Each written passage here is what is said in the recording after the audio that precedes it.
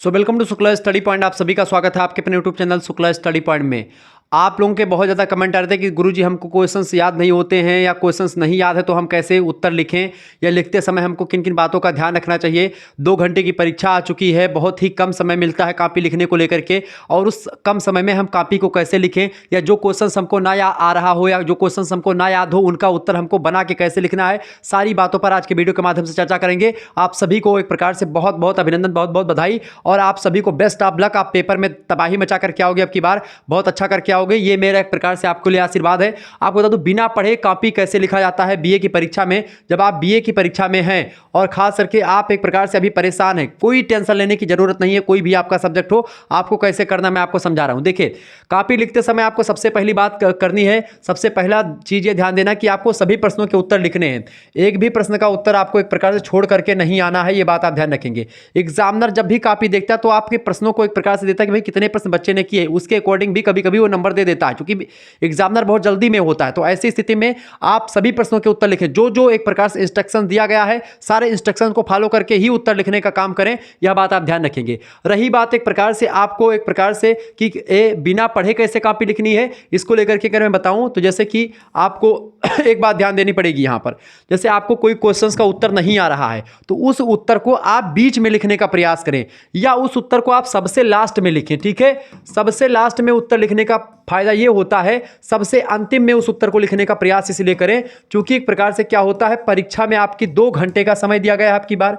वैसे पहले से 2 घंटे का ही पेपर करवाया जा रहा है, सभी विश्वविद्यालय 2 घंटे की परीक्षा करवा रहे हैं। ऐसे में बच्चे पूरा लिखने में असमर्थ हैं। ठीक है, सारे तरीके से अच्छे तरीके से पहले 3 घंटे का पेपर होता था, लेकिन अब 2 घंटे का पेपर हो रहा है, चूंकि 3 सेमेस्टर एक साथ पेपर करवा रहे हैं। ठीक है, सुबह दोपहर और शाम मीटिंग में, तीनों मीटिंग में। ठीक है, तो करना क्या है आपको, लास्ट में लिखने का फायदा मैं आपको बता रहा हूं, 2 मिनट में आप समझ में आ जाएंगे क्या क्या होता है। एग्जामिनर, कई सारे प्रोफेसर से मैंने पूछा कि गुरुदेव जैसे मान लेते 2 घंटे की परीक्षा हो रही है, अब बच्चे एक प्रकार से उसमें परेशान हो जाते हैं, 2 घंटे में इतने सारे क्वेश्चन रहते हैं, कैसे वो लिखें। ठीक है, एक प्रश्न का उत्तर लिख रहे हैं, उसी में लगभग आधे घंटे उनके बीच जा रहे हैं, तो वो कैसे आखिरकार लिखें। तो उन प्रोफेसर ने कहा कि मैं देखता हूं जैसे कॉपी में बच्चा लिख रहा है, कुछ लिखा है तो भी नंबर आपको दे दिया जाता है। लास्ट में क्या होता है, उनको पता है कि भाई जो घसीटुआ लिखते हैं बच्चे, आप कितना भी अधिक लिख देंगे, 10 नंबर का अगर आपका क्वेश्चन होगा तो आपको 8 नंबर से ऊपर नहीं मिलेगा, आप कितना भी अच्छा लिख दो। ठीक है, तो जब लास्ट में आप लिखते हैं जो क्वेश्चंस, वो एक प्रकार से आप करो या मरो की स्थिति में होते हैं। उधर आप सामने आ रहा है जो है, जो आपका क्या बोलते हैं कॉपी लेने वाला, उधर आप लिख रहे हैं घसीटा हुआ, उसमें का बन रहा है, दा बन रहा है, ऐसे घसीटा हुआ मार रहे, गर गर गर लिखने चले जा रहे हैं।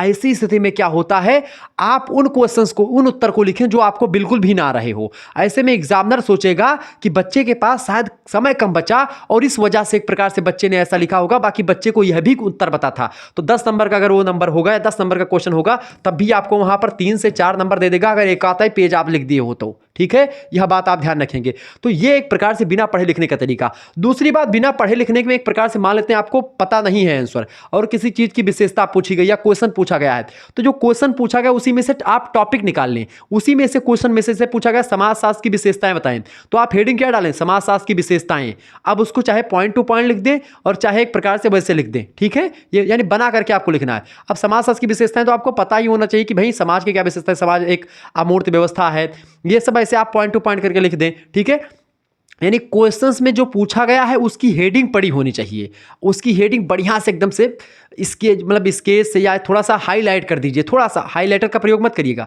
थोड़ा सा हाईलाइट करें ताकि एग्जामिनर की निगाह वहां पर पड़े। जैसे कि मान लेते हैं आपने विशेष लिखा समाज की विशेषताएं, हेडिंग डाला कि क्या कि समाज की विशेषताएं, समाज की विशेषताएं, मैंने आपको लिखा समाज की विशेषताएं। ठीक है, विशेषताएं हेडिंग डाला। अब इसको सजाना कैसे है, ऐसे आपने कर दिया नीचे ऐसे ऐसे हेडिंग डाल करके ऐसे ऐसे करके, या एक प्रकार से थोड़ा सा और ऐसे इसमें बना दिया सजा करके। ठीक है, या ऐसे करके घुमा दिया, फिर उसके बाद में फिर उससे एक लाइन छोड़ करके फिर आपने ऐसे हेडिंग डाल करके फिर लिखा।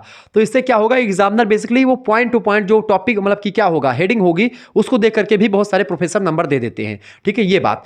इसके अलावा रही बात और भी चीज़ों की, जैसे कि अगर मान लेते हैं कि आपको तब भी उत्तर ना रहा हो, किसी चीज का, किसी उत्तर में आपसे क्या पूछा गया है, किसी चीज का कारण पूछा गया है, किसी चीज का परिणाम पूछा गया है। इतिहास में बेसिकली ऐसे क्वेश्चंस पूछे जाते हैं, कारण और परिणाम वाले, और समाज में भी पूछे जाते हैं, समाजशास्त्र में भी, और कई जो है चीज़ों में, या फिर एक प्रकार से जियोग्राफी में पूछे जाते हैं। तो कारण परिणाम जब भी पूछे जाते हैं तो उसमें क्या करना आपको, देखिए 4-5 कारण आपके होते हैं, उसमें आपको कुछ भी लिखना होता है जो बना करके। सबसे पहला कारण कौन सा होता है किसी भी चीज़ का, सामाजिक कारण। दूसरा कारण क्या होता है? राजनीतिक कारण, ठीक है, राजनीतिक कारण, कोई भी चीज होता है तो राजनीतिक कारण, ठीक है।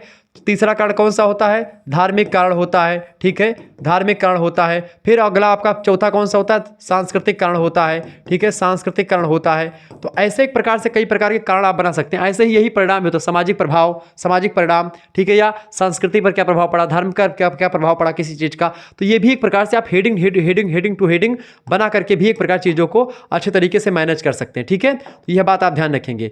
तो ऐसे में आप बहुत अच्छे तरीके से तीव्र गति से चीजों को समझ पाएंगे, लिख भी पाएंगे और आपको एक प्रकार से अच्छा नंबर भी मिल जाएगा। तीसरी चौथी बात ये आपको ध्यान रखनी थी, जब भी आप कॉपी लिखते में एक प्रकार से हैं, तो जब भी आप कॉपी लिखें तो सबसे पहली बात, जो उत्तर आपको अच्छा तरीके से आ रहा हो उसको पहले लिखें।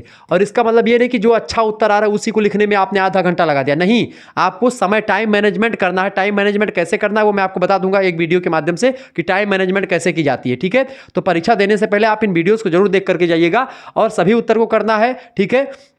लास्ट में एक प्रकार से उन उत्तर को लिखना जो आपको नहीं आ रहे हो। लास्ट में मेरे हिसाब से आप दीर्घ उत्तरीय प्रश्न के उत्तर को लिखें, या दीर्घ उत्तरीय अगर आपको आ रहा है लघु उत्तरीय उत्तर को लास्ट में लिखें। लघु उत्तरीय प्रश्न जो होते हैं वो ज्यादा 8 नंबर के आपके लगभग होते हैं। लघु उत्तरीय सभी को आप पहले कर ले, और जो अति लघु उत्तरीय होते हैं उनको बीच में आप कर ले, ठीक है। अति लघु पहले कर ले, और दीर्घ उत्तरीय प्रश्नों को बाद में लिखने के लिए मैं इसलिए बोल रहा हूँ, एक दीर्घ उत्तरीय आप लिख ले जो आपको आ रहा है, और बाकी एक जो नहीं आ रहा है उसको लास्ट में लिखने के लिए इसलिए बोल रहा हूँ, क्योंकि एक प्रकार से उसका आप सोचिए 10 नंबर मैं छोड़ रहा हूँ, लेकिन जब आप उसको 10 नंबर को लास्ट में आपका बाकी सारा आंसर आप लिख लेंगे तो उससे अच्छा होगा। और एक बात मैंने और पूछी एग्जामिनर लोगों से कि अति लघु उत्तरीय प्रश्नों का क्या प्रभाव पड़ता है, छोटे क्वेश्चन। तो बहुत सारे प्रोफेसर ऐसे हैं जो छोटे प्रश्नों को पढ़ करके और पूरे का मूल्यांकन करते हैं, ठीक है। ये होता है प्रतिदर्श प्रकार का एक प्रकार से मूल्यांकन, यानी जैसे मान लेते हैं पूरे जनगणना करनी, उसे पूरे गांव की विशेषताओं के बारे में समझना है, तो एक 10-12 व्यक्ति से पूछ लिया कि भाई हाँ इस गांव में क्या माहौल है, क्या माहौल है, और बाकी पूरा बता दिया कि भाई हाँ यही माहौल है, बस वैसे नंबर देते चले जाते हैं। तो ये चीजें होती हैं, ये चीजें अंदर की बातें थी जो आपको कोई नहीं बताएगा, मैंने आपको बता दिया। चूंकि मैं एक प्रकार से इन चीजों से परिचित रहा हूं, तो आपको एक प्रकार से बहुत बारीकी के साथ चीजों को समझना और लिखना है। और बाकी आप हमसे जुड़े हुए हैं तो आप हमारे साथ एक प्रकार से जुड़ सकते हैं। आप हमारे साथ जुड़ने के लिए 91 61 93 60 62 पर एसएमएस करें, आपके लिए व्यवस्था कर दी गई। आपको बनाने की कोई भी जरूरत भी नहीं पड़ेगी। आप महासंग्राम वीडियो, मॉडल पेपर और महासंग्राम वीडियो देख लेंगे तो आपकी तैयारी विधौत हो जाएगी। अपना नाम, ठीक है, अपनी यूनिवर्सिटी का नाम और आपके सब्जेक्ट नेम क्या क्या है, अपने इतने सब्जेक्ट नेम लिख दीजिएगा, और आप एक प्रकार से किस सेमेस्टर में अपने सेमेस्टर का नाम लिख कर भेज दीजिएगा। आपको ग्रुप की व्यवस्था कर दी गई है, ठीक है। फर्स्ट सेमेस्टर में है तो उसके लिए भी, थर्ड सेमेस्टर वाले बच्चों के लिए भी, और फिफ्थ सेमेस्टर वाले बच्चों के लिए भी, सभी के लिए एक प्रकार से सारी व्यवस्था कर दी गई। इसमें आपके फिफ्थ सेमेस्टर में तो आपका 2 विषय होते हैं, 2 मुख्य विषय और एक को करिकुलर, इनकी तैयारी विधौत तरीके से हो जाएगी। साथ ही साथ में थर्ड और फर्स्ट सेमेस्टर के लिए क्या हुआ है, इसमें एक प्रकार 3 मेजर सब्जेक्ट, 1 माइनर सब्जेक्ट और एक को करिकुलर सब्जेक्ट की व्यवस्था आपकी कर दी गई। सारी व्यवस्थाएं आपकी हो जाएंगी। और इसके लिए आपको करना क्या होगा, ये एसएमएस करेंगे, आपके पास एक स्कैनर सेंड किया जाएगा, उसी स्कैनर पर आपको मात्र 100 रुपीज सेंड कर देने होंगे। मात्र 100 रुपए में सारी व्यवस्था कर दी गई। सभी सब्जेक्ट का आपको यहाँ पर क्या मिलेगा, पीडीएफ नोट्स मिलेंगे। पीडीएफ नोट्स के साथ साथ आपको यहाँ पर लाइव क्लासेस भी उपलब्ध करवाई जाएंगी। लाइव क्लासेस, पीडीएफ नोट्स और प्रीवियस ईयर के जो क्वेश्चन पेपर है वो भी आपको यहाँ पर पीडीएफ नोट्स के माध्यम से मिलेंगे। साथ ही साथ में जो आपकी बार पेपर होगा उसके आंसर की वगैरह भी मिलती रहेगी। तो विधौत तरीके से तैयारी हो जाएगी। आप किसी भी विश्वविद्यालय से, आप राम मनोहर लोहिया अवध विश्वविद्यालय में पढ़ रहे हैं, डॉक्टर भीम राव अंबेडकर आगरा विश्वविद्यालय में पढ़ रहे हैं, ठीक है। तो इसके अलावा आप जो है डीडीओ में पढ़ रहे हैं, या डीडीओ वगैरह में तो इसमें लिखित वाला होता ही नहीं है। बाकी आप सिद्धार्थ यूनिवर्सिटी में पढ़ रहे हैं, आप एलयू में पढ़ रहे हैं, आप जो है आपका प्रोफेसर जो भैया स्टेट यूनिवर्सिटी पढ़ रहे हैं, सीसीएसयू में पढ़ रहे हैं आप, ठीक है, CASJMU में पढ़ रहे हैं, ठीक है। यानी कि आप एक प्रकार से ये कानपुर विश्वविद्यालय, छत्रपति साहू जी महाराज विश्वविद्यालय, मेरठ यूनिवर्सिटी, ठीक है। इसके अलावा प्रोफेसर रज्जू भैया स्टेट यूनिवर्सिटी हो गई, ठीक है। इसके अलावा महात्मा गांधी काशी विद्यापीठ, वीर बहादुर सिंह पूर्वांचल विश्वविद्यालय, ऐसे कई विश्वविद्यालय, यानी मां शाकुंभरी यूनिवर्सिटी, इसके अलावा महाराजा सुहेलदेव यूनिवर्सिटी आजमगढ़, ठीक है। इसके अलावा आपका और भी कई विश्वविद्यालय जिनकी परीक्षाओं की तैयारी एक प्रकार से लिखित होने वाली है, उन सभी के लिए लिखित ऑब्जेक्टिव सभी के लिए तैयारी मैं करवाता हूँ, ठीक है। तो कोई दिक्कत की बात नहीं, सारी चीज़ आपको मिलेंगी, ठीक है। को करिकुलर, माइनर, मेजर सभी की तैयारी हो जाएगी। तो एसएमएस करें 91 से 93 60 62 पर। और ये देखिए, ध्यान रखेंगे, जो ये बोलते हैं कि भाई डेमो गुरुजी दीजिए, डेमो की कोई व्यवस्था नहीं है, ये बात ध्यान रखेंगे। डेमो अगर आपको वीडियोस जो होंगी यूट्यूब पर मिलेंगी आपको, तो डेमो की कोई व्यवस्था ही नहीं है।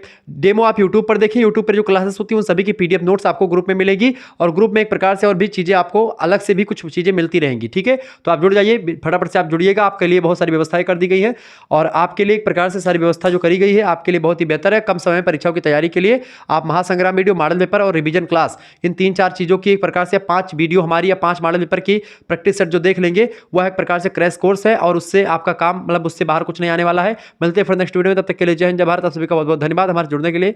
इसी प्रकार से अपना प्यार हमेशा बना रखें। बहुत बहुत धन्यवाद।